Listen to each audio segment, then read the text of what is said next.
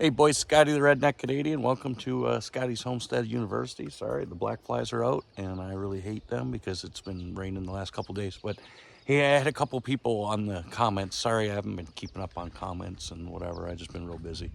But asked about my firewood wrapper and how I made it and all that. So I just figured since I didn't make a video when I made it, you know, because it might only been like the second thing that I ever welded.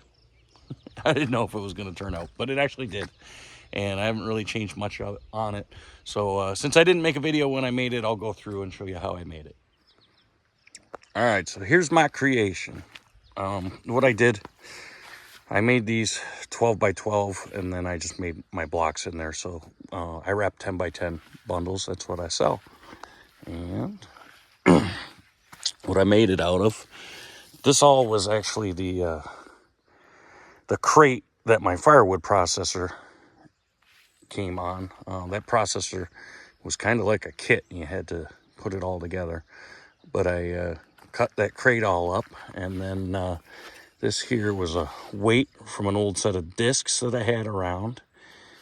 And this and then the rod in here, you can see, was the axle off an old Craftsman yard cart that I'd been using for years and years that it kind of deteriorated, and then I ended up making a pizza oven out of it.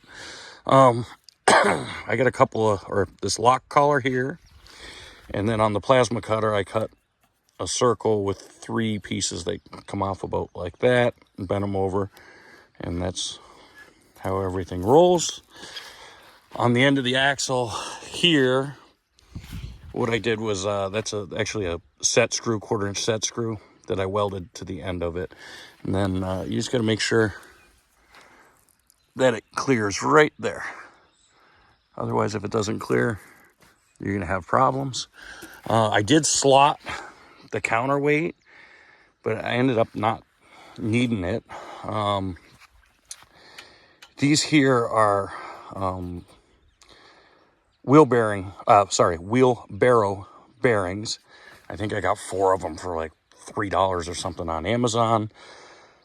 I ended up putting this gear on here because I was going to make it electric in a motor, and I really don't need it. I think that that's just going to slow me down. And I mean, you can see how much firewood I sell.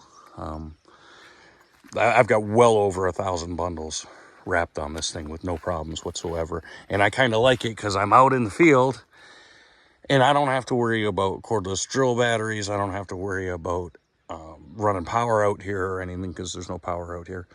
And yeah, it works great. Yeah, so I gusseted it down there. You can see it's solid.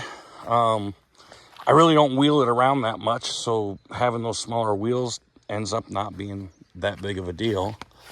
And then when I want to do a bundle, what I do is I try to, a little bit easier with 2 hands,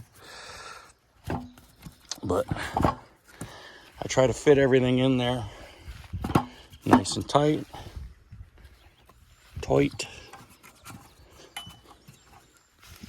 And then that way everybody gets a good, I try to put enough firewood in there that everybody gets a good hour of burn time out of one of my bundles. There, so maybe if I can find a small one, I'll stick there. And then, yeah, what I do, here, why don't we just set the camera up? All right, so we'll try this again. So I got my stuff stacked here. I just grab a hold of that, hold it down. Go 1, 2, 3. And just like that, I got my bundle. So yeah, this thing works awesome, and I don't know, man, I got less than $100 into it. Like way less than $100.